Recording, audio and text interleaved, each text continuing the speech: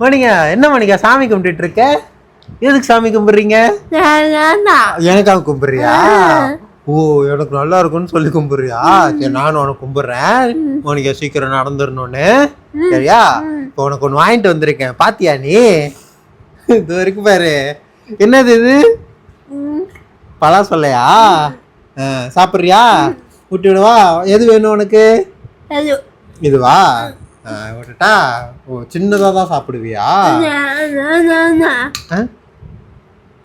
கொஞ்சோண்டு விட்டவா? இந்தாங்க. இல்லை இல்லை, உன் கையெல்லாம் இதுவாயிரும்ல, பிசு பிசுன்னு ஆயிரும். ஓ, நீயே சாப்பிடுவியா? சரி, இந்த அப்படி சாப்பிடு.